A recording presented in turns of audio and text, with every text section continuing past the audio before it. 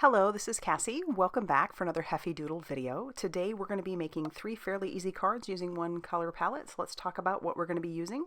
We're going to be using the Wingman stamp and dies, love those, and we're going to be using the Silver Linings cloud border dies, along with the fancy Foliage stencil. All 3 of our cards are going to be using the same basic principles. So we're going to start with some Bristol smooth cardstock along with the Silver Linings cloud border die. You could skip this step if you wanted to, but I love all the added texture that it adds to the background. And I love that this Silver Linings cloud border has the stitching on both the top and the bottom when you cut it. So I'm lining that up and I'm just using some washi tape that I have on hand and tacking that down. I'm going to run that through my die cutting machine, and I'm going to do that for all 3 pieces of cardstock that I have. So once those are all cut out, I'm going to keep those together. So I'll peel off my dies and then line those back up on the next one, just making sure that I keep all those pieces for each one together. Our next step would be to grab all the pieces for one card panel, and I'm putting this onto my media mat just to grip the pieces each a little bit better. And I have one of my mini ink blending tools along with a Minty ink, and I'm sponging that all over the sides of each of those pieces. Like I was saying earlier, if you wanted to skip using the Silver Linings cloud border die, you very much could. It would make your whole process that much easier, but I really do love the added texture that adds, especially while adding the sponging to it. And then it just gives this beautiful ethereal cloud background, which is just, I don't know. I'm all about backgrounds. If you watch me at all, you know I love backgrounds. So I'll finish that for all 4 of the pieces for each panel. And then when I'm done with that, I'm going to flip them over because we need to tack them together.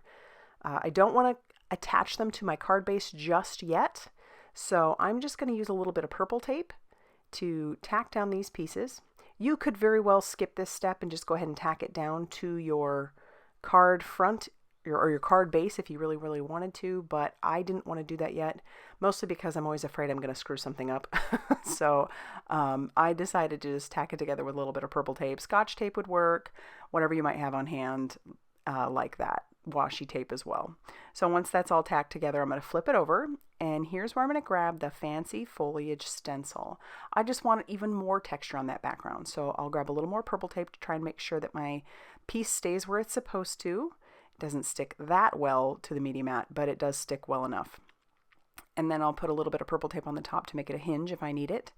And then I am only going to do some very light sponging all around the edges using that fancy Foliage stencil. And it doesn't look like much right now. That's how stencils usually work for me. And I'm even guessing, you know, like, oh, I wonder how much pressure I'm putting. But when you peel it back, I love the way that looks. It's so cool. So I'm going to do this particular thing for each of the other panels. I went ahead and stamped out all of my images using some Memento Tuxedo black ink onto some Express It cardstock. And now I am going to start my first bit of coloring. So I've got G00, and I'm only going to be putting it on the faces of these 2 birds. And I will do it on another one of the birds, but this kind of brings in that minty color. As I said, I wanted to stick with greens, oranges, and blacks. And then we're going to come in with, this is our main color for all the birds. It's the YG09. And so that's our main color for all the birds. I'm putting down a wash of my light color. That's how I typically like to color. I go lightest to darkest. I know that everybody's a little bit different. Some people like to go darkest to lightest, and it all depends on what I'm coloring, I guess. Sometimes I will do it that way as well, but this is my typical go-to, lightest to darkest. Try out all the options and see what works best for you. And then I'm going to come back in with my YG09 and lighten that up just a little bit. And then we'll move on to his beak. And so we'll be using YR04 and YR07. All right, just adding a little bit of shading with that. And I love the contrast that the green and the orange are together. It just pops. So now moving on to our next bird, I'll do the same exact thing. Like I said, I'm not going to show you the coloring for all the birds because it is basically the same. But I find that this is, for me, a super fun way to make a bunch of cards. And it's easy and mindless. I don't have to think about too much. I pick a color palette, like in this case, orange, green, and black. And then I am able to just kind of create, and I can kind of zone out, either watch other YouTubes or maybe listen to a podcast or listen to some music or whatever the case may be, chat with one of my kids, FaceTime, you name it. But this I find is just a fun, easy way for me to make several cards. So I'll stamp out all the images a couple times, color them all, and that way I've got plenty of images for several cards along with several of the insides as well. So moving on to this little dancing bird, he's just the cutest. We're doing the same thing, and then we'll and I'm only showing you this so that you can see where I put my shadowing and shading, which in all honesty, as with all of my coloring, I typically don't have a light source. I'm just putting down some shading where I think it looks good, and then blending it out again. But try this. Try the whole, pick a color palette and use all the stamps in a stamp set and see what you can come up with. I find that to be so satisfying and so much fun, especially when I've used all the images in a set. All right, moving on to his face, it's the same basic concept, and then his beak will be the exact as the others as well. He's just so cute. And then I'll color everything else, and then we'll pull out the matching dies, and then we'll tack those down with a little bit of purple tape as well. Washi tape would work fine too. I just try really hard, even with the purple tape, not to go over the image too much. I have found that even with the purple tape, sometimes that still will stick. And it also really depends on your paper, but it sometimes sticks and it will tear the paper, and that's a no-go for me. So just be careful. All right, they're all cut out. And now I'm going to move on to stamping my sentiments. I have a piece of Oreo Crunch cardstock by Heffy Doodle, and we're going to take pretty much almost all the sentiments, and we're going to stamp those all on this piece. I did use a magic powder bag to start so I don't have any stray powder sticking where I don't want it. And I'm just basically stamping all along the bottom here first. And I'm using VersaMark ink. It's a clear sticky ink. And I am going to go ahead and do the powder next. And my reasoning for that is it is a clear sticky ink, but it can dry.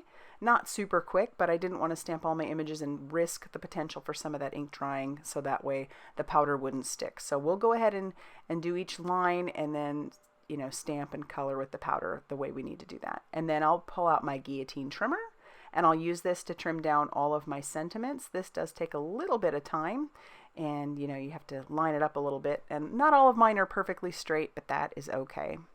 Now I'm ready to start adhering all of my little images to the fronts of my card panel. So I'm going to use some foam tape on the back of my images along with my sentiments that I plan to use. I'll peel off the release paper and stick those down. Just moving along with each of those. And this part to me is so much fun because then you really see everything come to life. So peeling off that release paper. And I love how that black and the white just kind of pop with the green and the orange. And then we'll stick down our two little birds flying across there, and now we'll work on the inside. I have a card base that is a 130-pound card base, and we're going to just use some liquid glue to adhere down our pieces to the inside. You wouldn't want to use any foam tape on the inside of here because you want it to be flat. And then I'll tack down my sentiments. I love that. You and I are like birds of a feather. Birds of a feather stick together. And then I'll take one of the other birds and I'll glue him down to his little, I don't even know what you call that, but he'll be sitting on there. And I'm going to grab my T ruler along with a black pen. This is a Multiliner by Copic. And that way I can draw a nice straight line. And that'll finish off the inside. And then I'll use that same liquid glue to adhere down my card front to my card base. And then we'll use that same liquid glue to adhere down his little feathers and things too. So that way there's those little feathers popping all over the place. Which is so fun. And I will basically just design all the cards sort of the same way. And then as a final bit of embellishment, I'm just going to grab some little green gems and clear gems. And we're going to be pretty liberal sticking all those down with my crystal katana and my liquid glue. And I love how these are turning out. And so once I get all of those put down this way, that is going to end up finishing off all the cards. But I love how this color palette just really works. And so there are 3 fairly quick cards using the same basic principles. Let's take a look at each one. How fun, huh? And it was just quick. Once you figure out your colors that you want to use, you can just go, go, go. And you can make so many cards this way. Probably could have made even a bunch more. Happy bird day. Shake your tail feathers. All right, so if you liked this video, please hit the like button and subscribe if you haven't already done so. And be sure to hit that notification bell down at the bottom so that you don't miss anything new. Thank you so much for stopping by, and I will see you very soon in another video. Bye, everybody.